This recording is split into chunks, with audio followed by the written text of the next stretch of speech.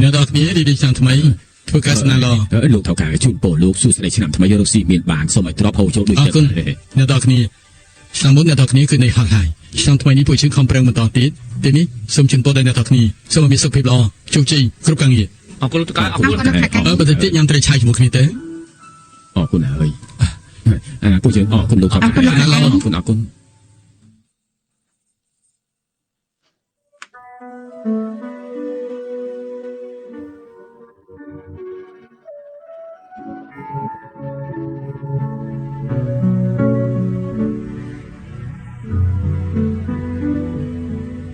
ទោះបីជាខ្ញុំមិនដឹងក៏ត្រូវតែរីកចម្រើនតទៅទៀតលោកថៅកែពិសាតែលុតមកខ្សែរួចហើយមិនដែរទេឆ្នាំមុនលោកសាយថាពួកគេទីអង្គប៉ាងថ្លៃពេកប្រាប់ថាកុំហៅអីខ្ញុំធ្លាប់និយាយបែបនេះមិនដែរទេបើលោកចង់បានខ្ញុំអាចសាកបងទៅរកមើលបានមិនច្បាស់ចុះអង្គប៉ាធ្វើការវិញរៀបចំឲ្យនៅមាននៅទីនេះទាំងអស់ដាក់លុយប្រមាណ$8តិចពេកហើយគឺលោកនិយាយថាចូលចិត្តលេខ8លោកទៅថែម8 2ដងទៀតទេ28ប៉ុណ្ណឹងប្រាជ្ញារបស់លោកមានបញ្ហាមែនទេ8 2ដងនោះគឺ28មែនទេ88គឺពិតជា88មែននៅពេលនេះខ្ញុំនឹងទៅរៀបចំភ្លាមជប់សិនគឺចុះគឺនៅមានទីលុយជួយបដូរកៅអីនេះឲ្យខ្ញុំផងទេទិញកៅអីដែលអង្គុយទៅស្រួលខ្លួនបន្តិចកាពីឈឺជាងគេឲ្យថ្លៃតិចទេលោកថៅកែកៅអីរបស់លោកនេះអង្គុយជាង10ឆ្នាំហើយមិនដាច់ចិត្តបដូរទីលោកនេះចង់បដូរអាថ្លៃបន្តិចតើលោកត្រូវឆ្ងល់តើមែនទេខ្ញុំទិញឲ្យអីវិញជួយមានពេលមួយរយៈដែលមិនត្រឡប់មកក្រុមហ៊ុនថ្ងៃក្រោយការងារលោកពិភាក្សាជាមួយអ៊ីវិនទៅអ្នកទាំងពីរត្រូវគ្នាវិញហើយគេជិលព្រមមកក្រុមហ៊ុនជួយលោកវិញហើយចាំខ្ញុំមិនចូលគេគេមិនទាន់ជិលព្រមផងលោកឲ្យខ្ញុំទៅនិយាយជាមួយគេ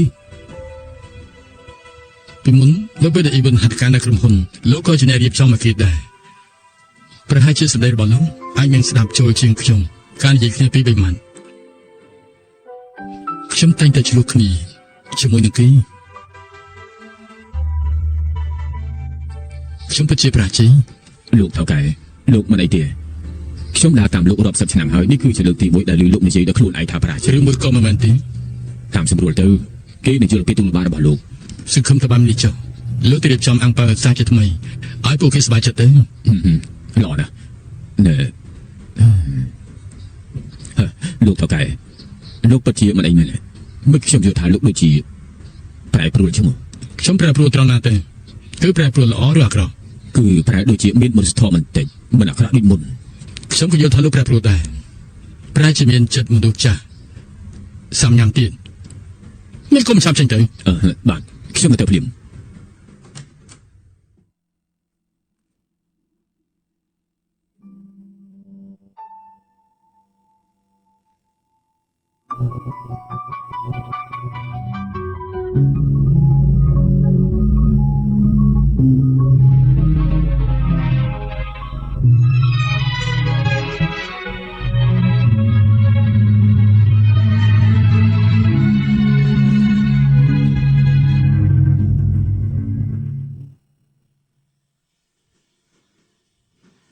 12លាន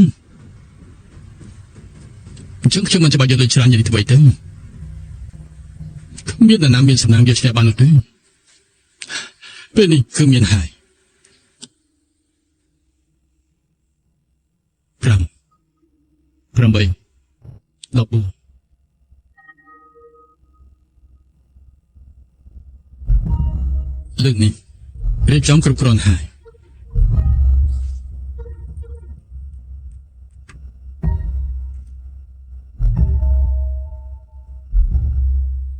លោកកងកាយមនុស្សកងកាយលោកនៅណា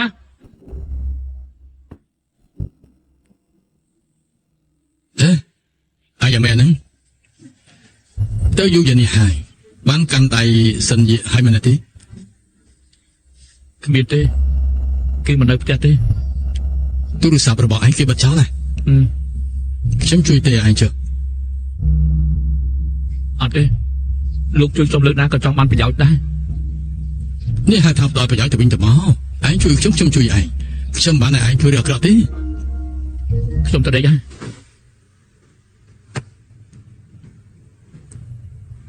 ខ្ញុំគឺចង់ត្រូវគ្នាជាមួយអ៊ីវិន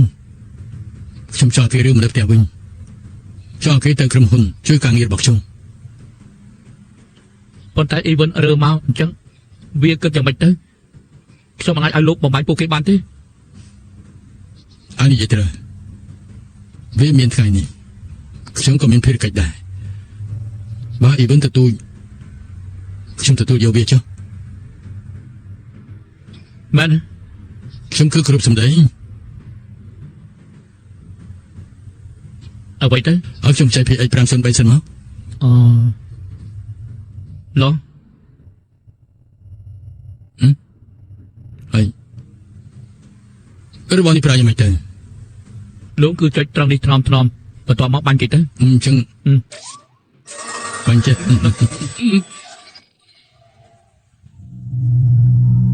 លោកចាស់មានអ្វីត្រូវឲ្យខ្ញុំជួយលោកទេ ផ្ទះឯងមួយកំភ្លៀង នៅមានអ្វីឲ្យជួយទៀត ឲ្យ BX 688មកខ្ញុំ ល្អលោកចាស់នៅទីនេះ ពេលនេះ BX 688ក៏មានគ្រប់បែបយ៉ាងរៀបចំវាអស់ហើយ រៀបចំមិនទៅ តែសួរច្រើនធ្វើអីទៅបើតាមខ្ញុំ ល្អលោកចាស់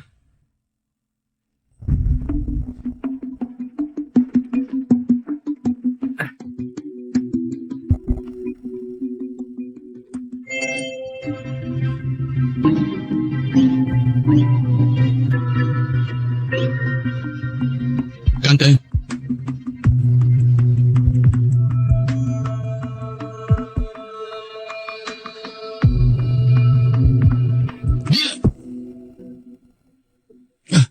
មិនចឹងយេ មិនបាច់ស្រេចទេព្រោះតែកម្រិតរបស់ពួកយើងខុសគ្នាមិនអាចឆ្លងភពទេ ឯងគឺលេងសើចជាមួយខ្ញុំតាមពិតមិញឯងគឺធ្វើពុតទាំងអស់មិញខ្ញុំប្រើ PX 08បាញ់លើមុខរបស់ឯង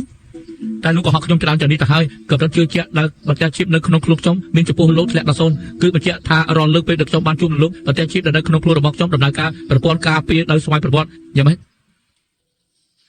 ខ្ញុំបាញ់ឯងស្លាប់បាញ់ឯងស្លាប់ចាំ បានហើយ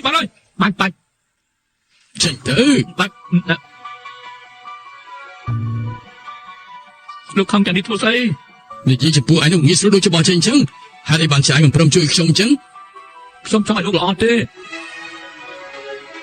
ពាក្យមកគ្រានេះលោកតែងតែនិយាយប្រាប់អ៊ីវិនមែនទេ ឯងចេញទៅ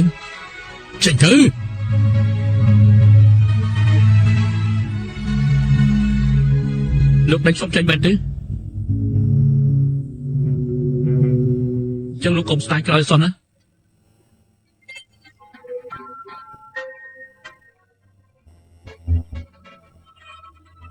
បាយបា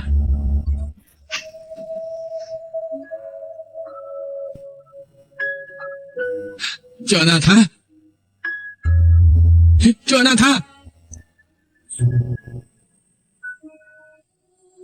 នេះឯងពិតជាទៅមែនចឹងគឺយ៉ាងម៉េចទៅ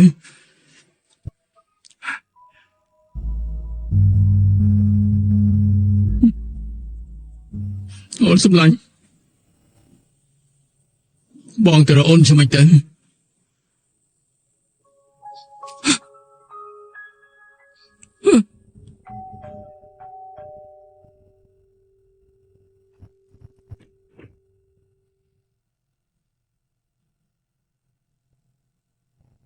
មិនបានជានាង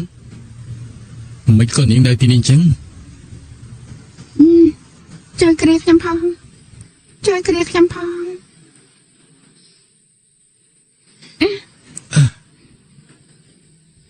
ខ្ញុំចង់ជួបលោកហេតុនេះខ្ញុំក៏មកទៅ នាងផឹកស្រាហើយពេលនេះជុំណាស់ហើយណា ខ្ញុំមិនចង់ទៅផ្ទះវិញទេយប់នេះលោកអាចឲ្យខ្ញុំនៅផងបានទេ មិនស័ក្តិសមទេ ខ្ញុំមិនខ្វល់ទេ ហេណែជប់សិននាងយិនហេណែនាងយ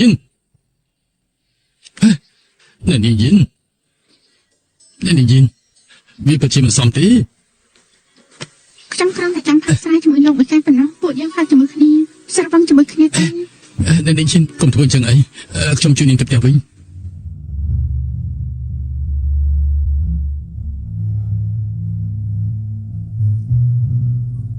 គឺព្រោះតែខ្ញុំយកលុយរបស់លោកហើយលោកមិនស្រាំខ្ញុំមែនទេខ្ញុំនិយាយឲ្យថាខ្ញុំនឹងសងវិញ ខ្ញុំមិនមែនមានន័យអញ្ចឹងទេ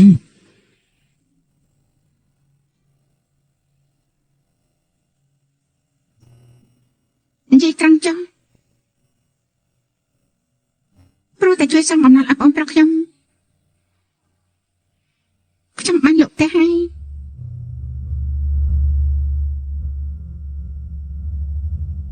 ពេលនេះខ្ញុំគ្មានផ្ទះទៅទេ តែពិតខ្ញុំមិនអាចឲ្យនាងនៅបាននោះទេខ្ញុំខ្លាច លោកខ្លាចអីទៅខ្ញុំមិនខ្លាចផងលោកខ្លាចអ្វីទៅលោកខ្លាចគេនិយាយដើមទេ ខ្ញុំខ្លាចប្រពន្ធខ្ញុំមិនសប្បាយចិត្តធ្វើតែគេលែងនៅហើយ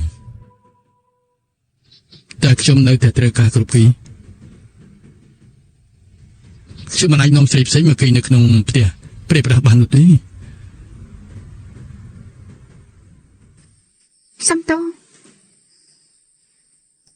គឺខ្ញុំផឹកស្វឹងនិយាយផ្ដេសណាស់ហើយសំតោផង Nenek Yin. Nenek Yin. Nenek Yin.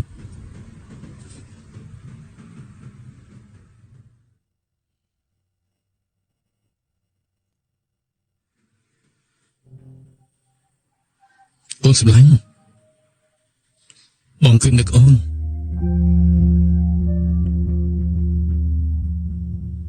Ôn từ lọc màu về nhà hái.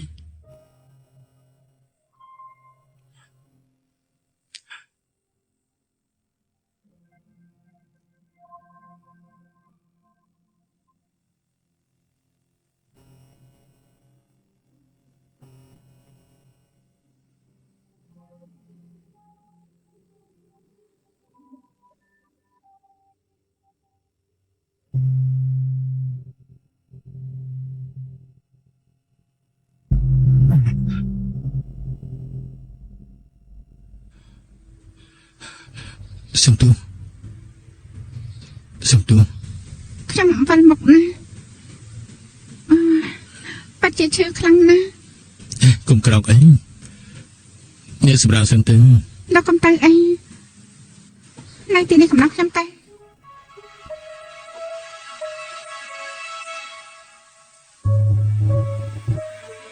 ខ្ញុំបាត់ជាស្រឡាញ់លោកខ្លាំងណាស់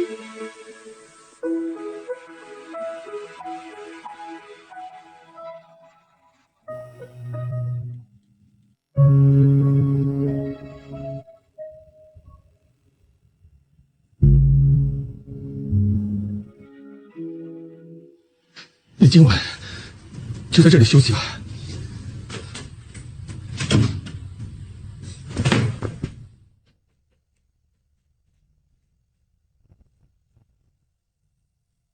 Ôn sầm lạnh.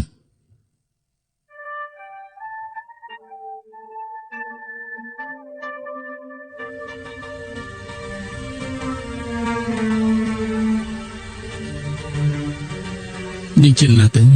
ខ្ញុំតែចាក់ចេញទៅប្រហែលឆ្នាំបងក៏ចាប់លេខខ្ញុំយ៉ាងនេះហី Ôn sầm lạnh. Cứ biết chị ôn men.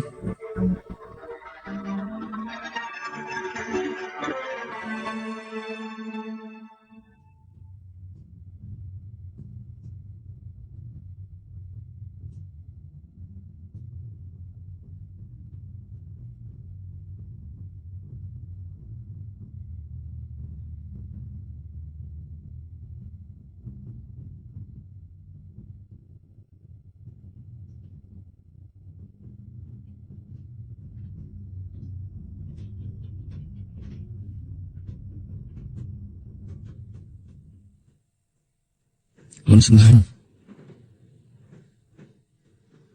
Bông cứ sờ lạnh ôn. បងចិនបងច្រឡំមនុស្សទៀតហើយ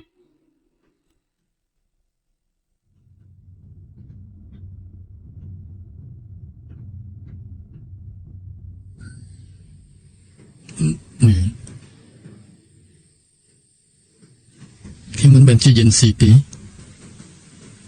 ខ្ញុំគឺយិនជី ហើយបានច្បាប់នេះអញ្ចឹង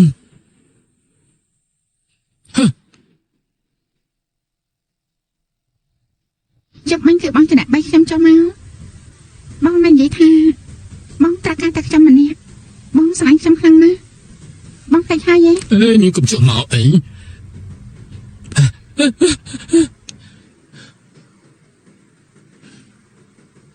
ខ្ញុំចាំថាមិនមែនបែបនេះទេខ្ញុំចាំបាននាងចូលមកបន្ទប់ទទួលភ្ញៀវហើយខ្ញុំក៏ឡើងទៅបន្ទប់ហើយក៏ចាក់សោហើយនាងចូលមកបានយ៉ាងម៉េចទេ បងជាមនុស្សប្រុសបងមិនអាចទទួលស្គាល់បានទេ មិនមែនទេខ្ញុំគឺចាំថាខ្ញុំនៅជាមួយប្រពន្ធខ្ញុំទេ ណាហើយចុះចាំនិយាយទៅ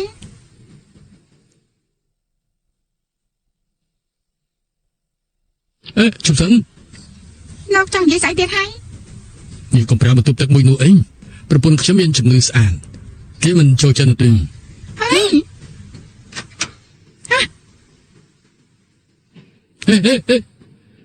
របស់នេះជ្រុះឲ្យភ្លេចឬ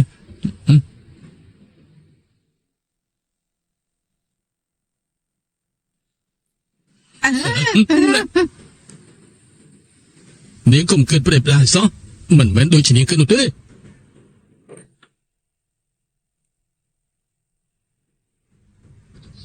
សុំទោសផងខ្ញុំពិតជាមិនដឹងថាខ្លាចទៅជាបែបនេះនោះទេ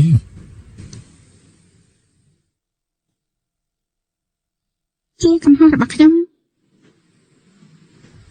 មិនគួរណាស់មកនោះទេ ជំនាញពួកយើងពិតជា ណាហើយចុះតបថាគ្មានរឿងអ្វីកើតឡើងចុះ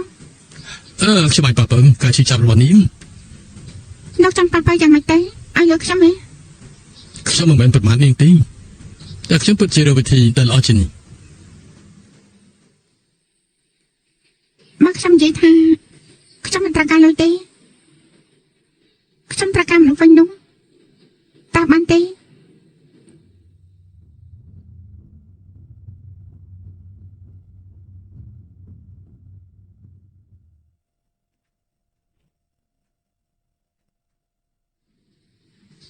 អ្វីក៏ខ្ញុំមិនចង់បានដែរ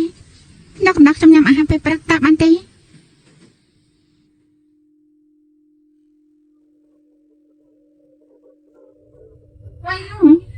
មានអាហារច្រើនយ៉ាងនេះហ៎មកតែដូចជាឆ្ងាញ់ខ្លាំងណាស់ អាហារនៅទីនេះពិតជាឆ្ងាញ់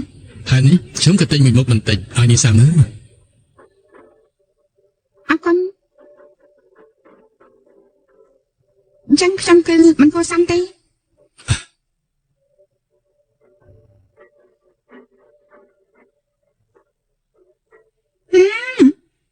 ពិតជាឆ្ងាញ់ខ្លាំងណាស់ អាហារតែនេះស្ទើរតែប្រពន្ធខ្ញុំគេចូលចិត្ត លោកចង់សាប់មកដែរទេ ខ្ញុំចាប់ខ្លួនឯង ប្រពន្ធលោកច្បាស់មានសុភមង្គលណាស់តែមានប្តីដូចជារូបលោកអញ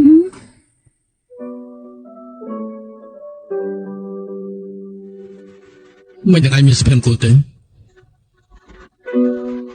ពីមុនទៅពេលដែលនៅក្បែរខ្ញុំនោះគឺថាជារឿងសមហេតុផលពេលនេះគឺលែងនៅហើយទើបខ្ញុំដឹងថាខ្ញុំបានបាត់បង់អ្វីខ្លះ កុំពិបាកចិត្តអី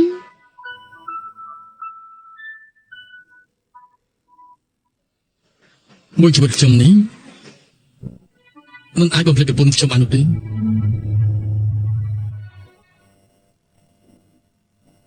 ខ្ញុំជាមនុស្សចង្រៃមិនដែរ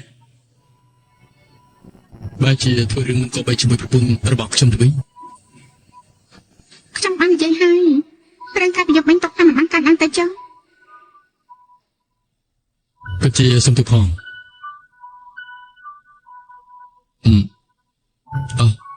លុយដែលនាងជំពាក់ខ្ញុំមិនចាំបាច់សងនោះទេ បងយ៉ាន់បងយ៉ាន់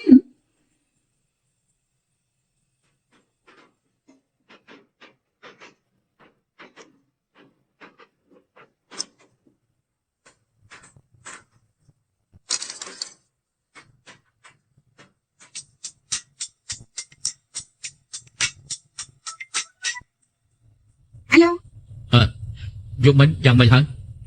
ត្រីធំនោះស៊ីហើយនៅ ខ្ញុំបានដាក់លុយរួចហើយ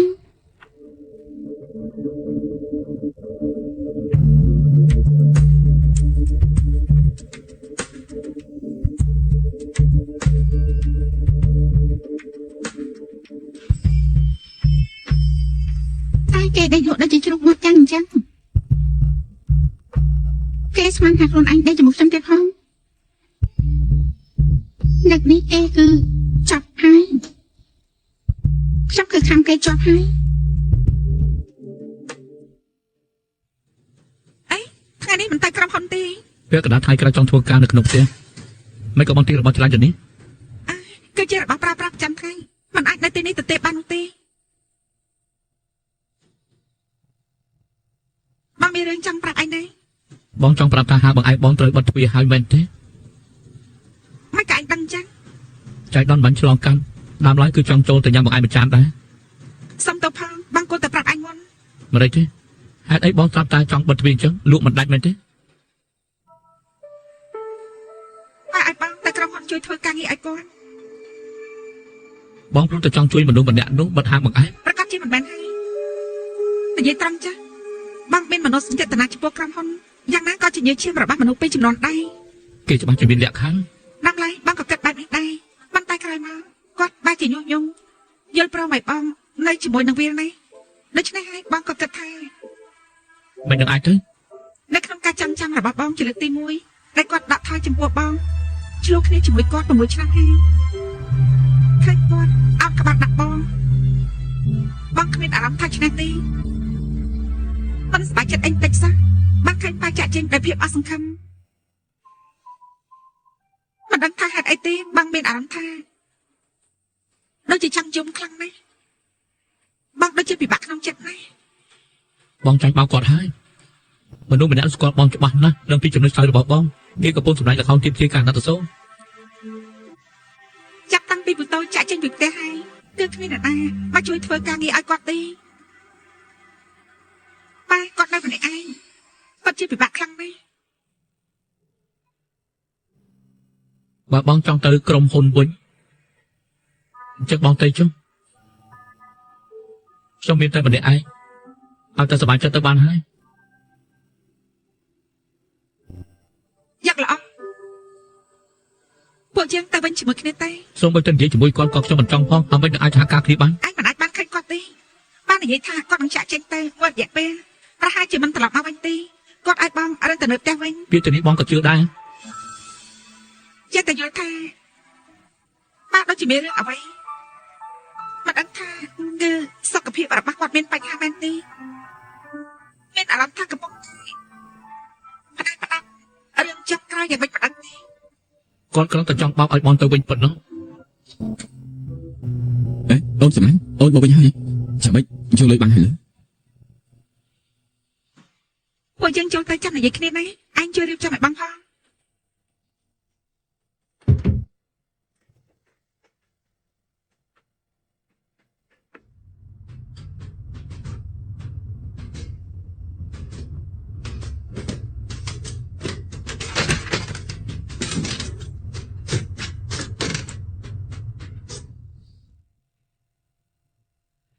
ណែប្រើកែវហើយលៀងខ្លួនឯងទៅកុំចិត្តទៅទុកចោលបានទេ ទុកចោលសិនទៅទម្លាប់របស់ខ្ញុំគឺលៀងម្ដងទាំងអស់តែម្ដង មែនទេខ្ញុំមើលទៅទម្លាប់របស់លោកគឺចាំឲ្យគេលៀងឲ្យលោក តើទៅភ្នែកខ្ញុំតែម្នាក់ចង់ឆ្លោះគ្នាជាមួយខ្ញុំរហូត ព្រោះថាលោកនឹងរបបស៊ីខ្ជិលធ្វើរាល់លើកគឺប្រើកែវចានហើយគឺមិនដែលឃើញលោកលៀងទេ ហើយចាំបារម្ភនឹងខ្ញុំគួរសមសរសើរខ្ញុំ ស្ញាប់ស្ញាយហីមានតែបងស្រីខ្ញុំទេដែលល្ងងគឺគាត់ចិត្តដឹងខ្លួនហើយ មិនអាចទេ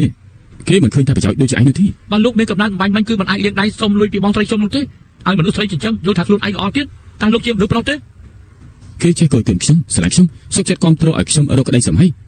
ឯងទៅភ្នែកចេញឲ្យឆ្ងាយទៅកុំនៅទៅមុខខ្ញុំ ខ្ញុំទើបភ្នែកលោកធ្វើបាបបងស្រីខ្ញុំក៏ឲ្យរបស់លោកបោកខ្លួនឯងទៅ ឯងមានន័យថាម៉េច ចូល ឯង មក ច្បាស់ ទៅ នេះ អ្នកតំពេកំពុងធ្វើអីហ្នឹង ខ្ញុំសមបំផុតអាមនុស្សដែលដូចជាឯងនេះមួយស្លាកខ្ញុំហ្នឹងខ្លួនឯងក៏ល្អដល់ណាទៅនៅតែរស់នៅក្នុងផ្ទះគេដដែលខ្ញុំមិនមែនស្រួលធ្វើបាបទេខ្ញុំទ្រាំនឹងឯងយូរមកហើយណា បាច់ទ្រាំទេខ្ញុំលើទីនេះ និយាយម្ដងទៀតមើល ចឹងទៅ មនុស្សគ្រួសារអូននេះគ្មានអ្នកណាទៅបងជាមនុស្សទេ ប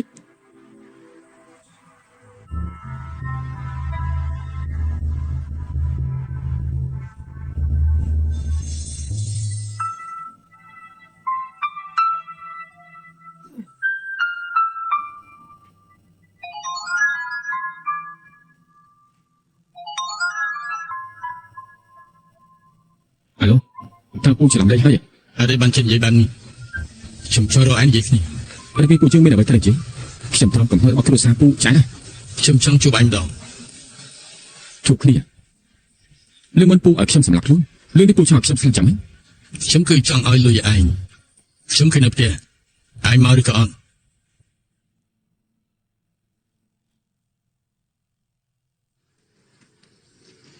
លោកពូខ្ញុំមិនដឹងណា បើចង់មានលុយត្រាទៅនៃហត់ចង់មកលុយត្រូវធ្វើការឯងមកជួយខ្ញុំបន្តិចទៅ កុំលេងសើចអីមានអីអ្វីនិយាយតាមត្រង់ចឹង ថ្មីនេះរបបធ្វើឯង ឡើងហើយគឺចង់បើកបារជាមួយមិត្តភក្តិប៉ុន្តែខ្ញុំគ្មានលុយ លើកខ្ញុំឲ្យឯងបានតែមានលក្ខខណ្ឌ ចង់ខ្ញុំចាក់ចំពីកូនស្រីពូទៀតហើយ ទី1ខ្ញុំចង់ធ្វើឲ្យបានល្អទី2ខ្ញុំចង់ឲ្យល្អចំពោះអ៊ីវិនមិនអាចធ្វើគេឈឺចាំ តែប៉ុណ្ណឹងទៀត ឯងត្រូវការដើមទុនប្រមាណទៅ ប្រហែលជា 100000 ខ្ញុំចូលចិត្តលេខ8ខ្ញុំឲ្យឯង80000 ពូគឺនិយាយនេះ ឯងចង់ខ្ញុំយកលុយសុទ្ធ$80000ដាក់នៅក្នុងមុខរបស់ឯងមែនទេ គឺប្រកាសជាមិនមែនហើយអញ្ចឹងពេលណាខ្ញុំអាចយកលុយបានទេ នេះមើលទៅថាឯងអាចនឹងបោះសមាធិទ្វេនេះបានដែរទេ ឥឡូវនេះធ្វើជាមនុស្សមិនអាចបានមកដោយម្នេះហត់ខ្ញុំនឹងធ្វើភ្លាម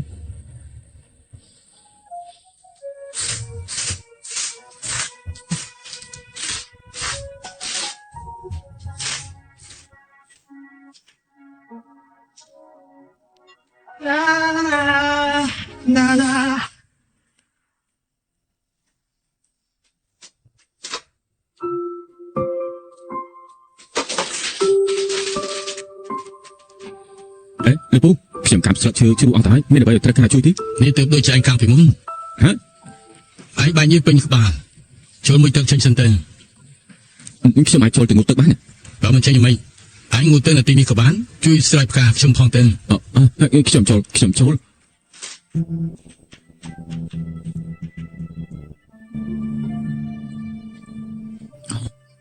ឆ្នាំហើយមិនបានប្រែប្រួលសោះសូម្បីតែគ្រឿងសង្ហារឹមក៏ដូចគ្នាបែបនេះ គ្រួសារយើងមានទម្លាប់មួយពេលដែលញ៉ាំបាយឆ្លងឆ្នាំនោះមិនទម្លាប់មាននៅក្រៅនេះទេ យល់ហើយ ចាប់សិនខ្ញុំទៅជាមួយបង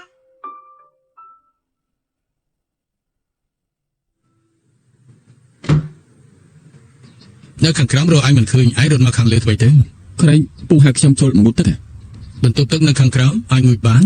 ខ្ញុំមិនដឹងថានៅខាងក្រៅមានបន្ទប់ទឹកទេ ឯងចង់ញ៉ាំទឹកក្តៅទៅយកទឹកនៅក្នុងផ្ទះបាយទៅ អរគុណលោកពូ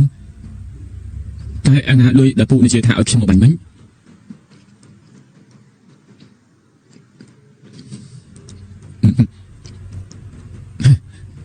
មកសិនជា100000នោះគឺរត់តែល្អខ្ញុំមិនចាំបាច់ខ្ចីធនាគារទៀត ធ្វើជាមនុស្សកុំលុបលន់យ៉ាងនេះអី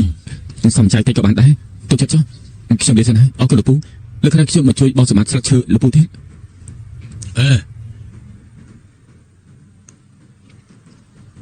ខ្ញុំរឿងដែលឯងសន្យាជាមួយខ្ញុំណាស់ទេត្រូវល្អចំពោះអ៊ីវិនមែនទេ ប្រកាសណារឿងដែលសំខាន់ត្រូវនិយាយ3ដងអរគុណលោកពូ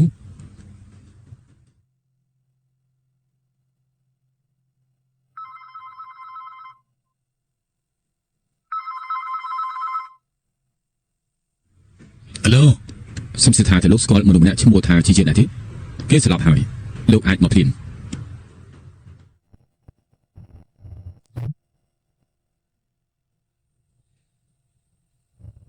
មិនឃើញនៅទីនេះម្នាក់ឯង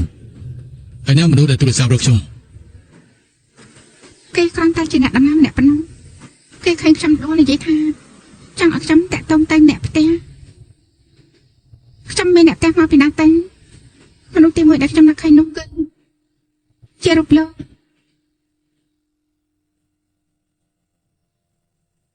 ខ្ញុំនាំនាងទៅពីនេះ មិនបាច់ទេគ្រាន់តែជាជំងឺចាស់ប៉ុណ្ណោះសម្រាប់មួយផ្លែទៅគឺអស់អីហើយ អញ្ចឹងខ្ញុំជួយនាងទៅផ្ទះ ខ្ញុំមិនតែមកពីណាទៅលោកគឺភ្លេងឬក៏មានចេតនាចង់កិច្ចបេះពីខ្ញុំទៅ មិនមែនទេខ្ញុំពិតជាភ្លេចមែនអញ្ចឹងប្រហែលថ្ងៃនេះនាងស្នាក់នៅណាដែរទៅ ខ ខ្ញុំបានជួបបន្ទប់តូចមួយតែខ្ញុំប្រទះឃើញថាម្ចាស់ផ្ទះលួចដាក់កាមេរ៉ាខ្ញុំក៏ប្រញាប់រត់ចេញទៅ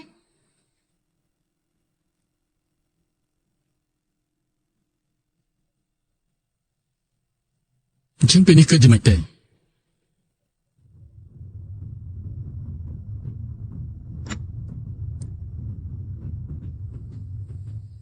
កំដៅខ្ញុំទៅរកសន្តាគារដែលថាមួយទៅ នៅទីនោះពិតជាច្បោកច្បល់ចេញចូលគ្មានសុវត្ថិភាពនោះទេ អញ្ចឹងក៏គ្មានចុះបាយដែរនៅបណ្ដោះអាសន្នសិនទៅ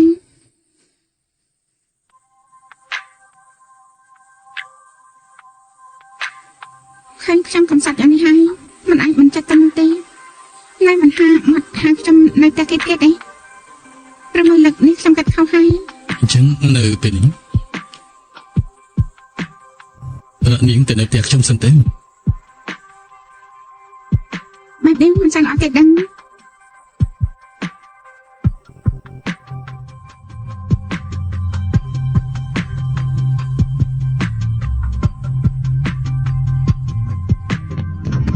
អេណា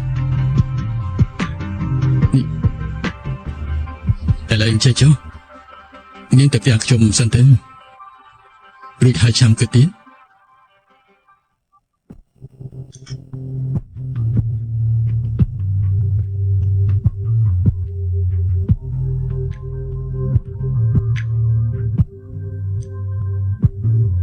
nên là tiền đã son sân tình của ba cân trường peich ấy លោកមកខ្លាញ់យើងបានឃើញពួកយើងហើយនឹងស្មានថាពួកយើង cho mình ai ở niếng từ nơi sân thang kia thay thao như tình biết sao thì អរគុណហើយបងយើងខ្ញុំខ្វាយបងពិបាកទៀតហើយតែខ្ញុំរកបានកន្លែងឲ្យហើយខ្ញុំនឹងរកចេញទៅភ្លាម niếng sân đá sân tình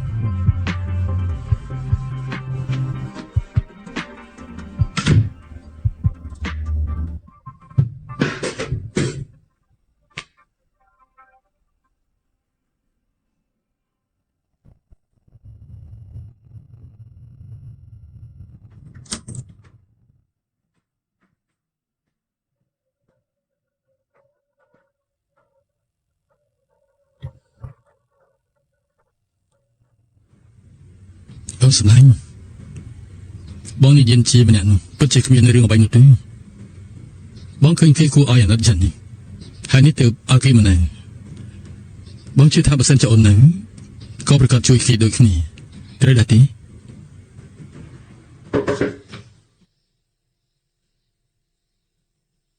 Cái tới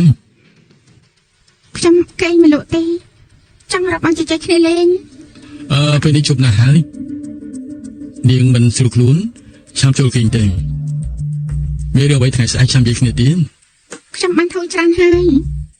តែប្រែខ្លួនទៅមកកេងមិនលក់តតែសោះបងជជែកលេងជាមួយខ្ញុំសិនតើបានទេ នាងគេងមិនលូកខ្ញុំជួយនាងមិនបានខ្ញុំមិនមែនជាគ្រូពេទ្យ មិនដឹងថាហេតុអីទេប្រហែលលើកខ្ញុំបានជួបបងក្នុងចិត្តខ្ញុំក៏យល់ថាបានធូរច្រើនណាស់មានអារម្មណ៍ថាសុវត្ថិភាពខ្លាំងណាស់បងអត់ខ្ញុំចូលទៅផងបានទេ ពេលនេះយប់ណាស់ហើយខ្ញុំមិននិយាយជាមួយនាងទេកាន់តែនិយាយកាន់តែគេងលក់រីត្រីសុស្ដី បងយ៉ាង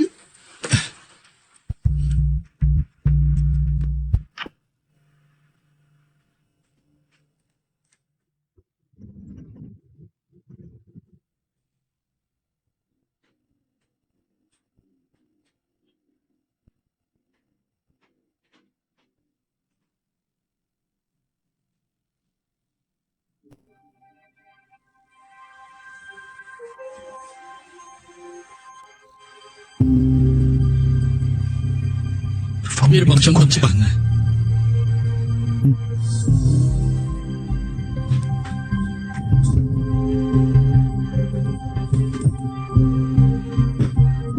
ហើយនឹងក៏បបរបស់ខ្ញុំ